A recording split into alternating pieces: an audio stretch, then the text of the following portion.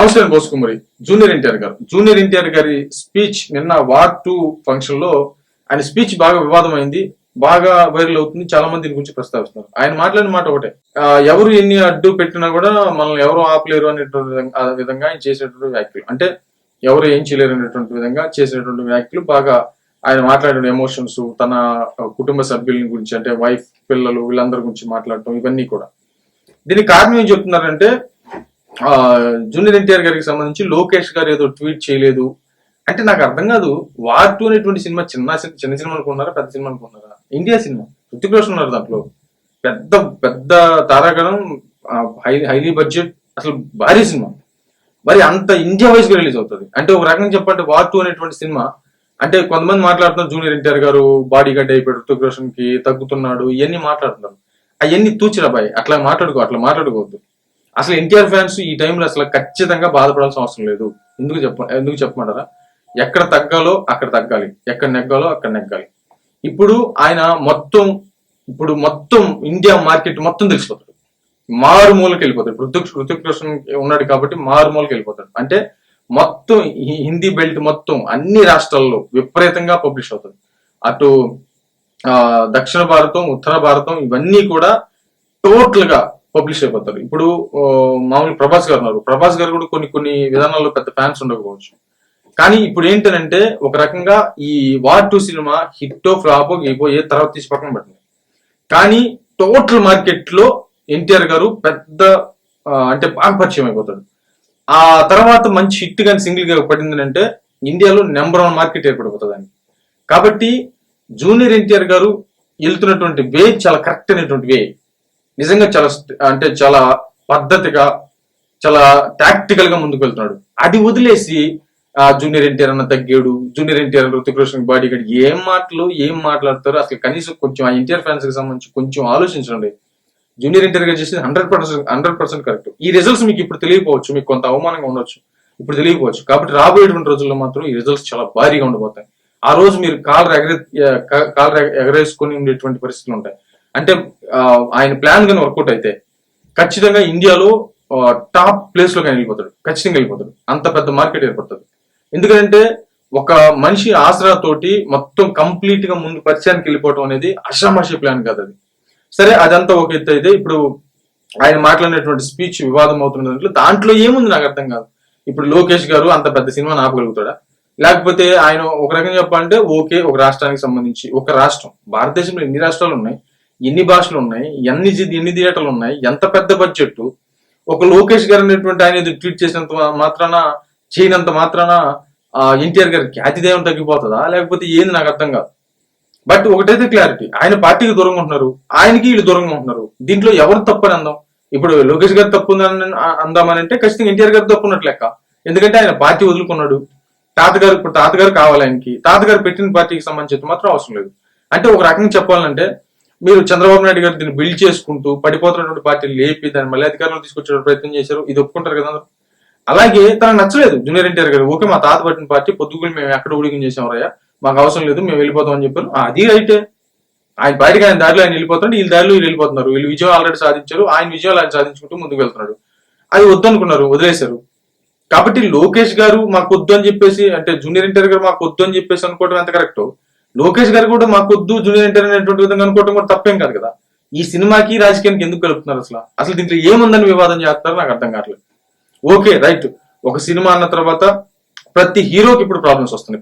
ఒక హీరోని కాదు, ప్రతి హీరోకి ప్రాబ్లమ్స్ వస్తున్నాయి. ఒక హీరో సినిమా రిలీజ్ అవుతుందనంటే, ఇంతకు ముందనంటే ఇప్పుడు నేను ఒక సినిమాకి వెళ్ళాను. ఇప్పుడు నాకు ఒక అభిమానం అంటే నాకు చిరంజీవి గారు అంటే బాగా అభిమానం. ఆయన సినిమా ఏదైనా రిలీజ్ అయింది అనుకోండి, మా పక్కన బాలకృష్ణ గారి ఫ్యాన్స్, ఇప్పటికీ నాకు చాలా మంది ఫ్యాన్స్ ఉన్నారు, అంటే చాలా మంది ఫ్రెండ్స్ ఉన్నారు. బాలకృష్ణ గారు అభిమానులు నాకు చాలా క్లోజ్ ఫ్రెండ్స్ ఉన్నారు.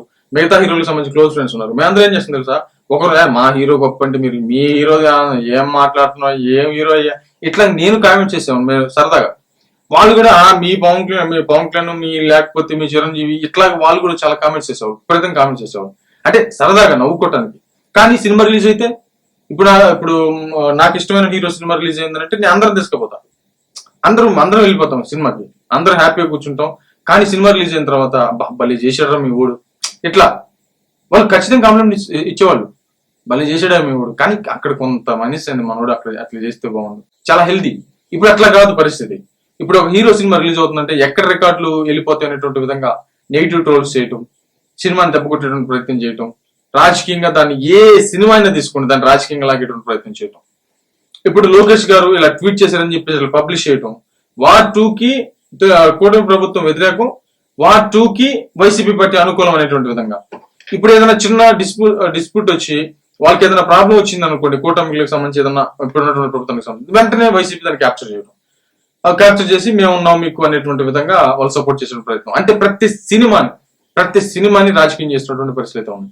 ఒకటైతే క్లారిటీ ఏంటంటే అటు మహేష్ బాబు గారు కానీ ప్రభాస్ గారు కానీ ఇట్లాంటి మిగతా వాళ్ళని మినహాయిస్తే వాళ్ళ మీద కూడా విపరీతంగా ట్రోల్ జరుగుతుంది, విపరీతంగా దాన్ని కొలాప్స్ చేసే ప్రయత్నం చేస్తున్నారు క్రూరంగా. ప్లస్ ఇక్కడ మాత్రం ఏమవుతుందంటే కొంచెం మెగా ఫ్యామిలీ కావచ్చు, నందమూరి ఫ్యామిలీ కావచ్చు, ఈ ఫ్యామిలీకి సంబంధించిన హీరోలు ఎవరైనా సరే ఈ ప్రాబ్లం ఎదుర్కోవాల్సిన పరిస్థితులు ఏర్పడుతున్నాయి. ఇది కరెక్టా కాదని ఒకసారి ఆత్మపరిశీలన చేసుకోవాలి. బట్ సినిమాని సినిమాగా చూడాలి, రాజకీయాన్ని రాజకీయంగా చూడాలి, అంతే. ఇది ఎప్పుడైతే జరుగుతుందో అక్కడ ఏమి కనపడదు, కొన్ని ఇబ్బందులు కావు. ఇప్పుడు మీకు ఎగ్జాంపుల్ అత్తారింటికి దారే సినిమా సగం సినిమా రిలీజ్ అయిపోయింది. రిలీజ్ అయిపోతే కొంతమంది సినిమా ఇండస్ట్రీలో ఉన్నటువంటి వ్యక్తులు పవన్ కళ్యాణ్ గారికి ఫోన్ చేసి ఎక్కిలి నవ్వులు నవ్వటం, అంటే దాన్ని కామెంట్స్ చేయటం, ఆ పోయింది సినిమా ఇంకేముంది అయిపోయింది ఇంకేం సర్దుకోండి, ఎట్లా మొహం మీదే మొహమాటం లేకుండా విపరీతంగా అవమానకరంగా మాట్లాడినటువంటి సందర్భాలు ఉన్నాయి అత్తారింటికి దారే సినిమాలో. లేదా సినిమా ఇండస్ట్రీకి సంబంధించిన అంటే వాళ్ళ నాశనం వ్యక్తులు చూద్దామని.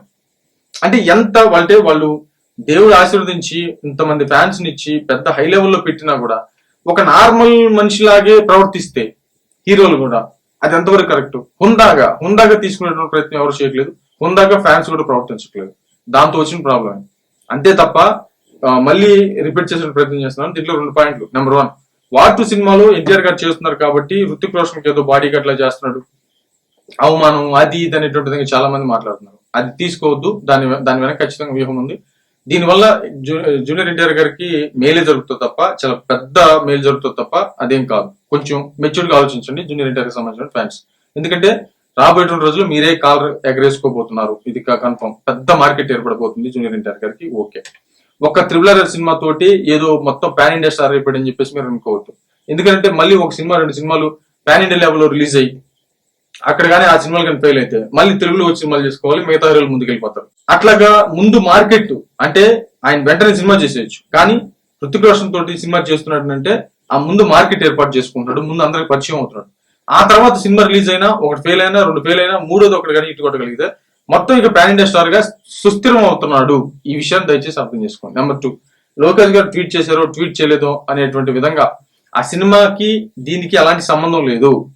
జూనియర్ ఎన్టీఆర్ గారు వీళ్ళొద్దనుకున్నారు, వీళ్ళు ఆయన వద్దనుకున్నారు, అంతే. ఎవరు వేలో వాళ్ళు ఉన్నారు. ఇప్పుడు మామూలుగా చంద్రబాబు నాయుడు గారు జైల్లో ఉంటే జూనియర్ ఎన్టీఆర్ గారు ఏమైనా స్పందించారా? మీరు ఒకసారి ఆత్మపరిశీలన చేసుకోండి. జూనియర్ ఎన్టీఆర్ గారు ఏమన్నా చంద్రబాబు నాయుడు గారి నుంచి పట్టించుకున్నాడా? ఏమన్నా వెళ్ళాడా? ఏమన్నా మాట్లాడా? మీరు ఒకసారి ఆత్మపరిశీలన చేసుకోండి. దేనికి దానికే ఉంటుంది. వాళ్ళని వద్దనుకున్నారు, వీళ్ళు వద్దనుకున్నారు, అంతే తప్ప దీంట్లో ఇంక వేరే విధానం లేదు. మరేమో తెచ్చు.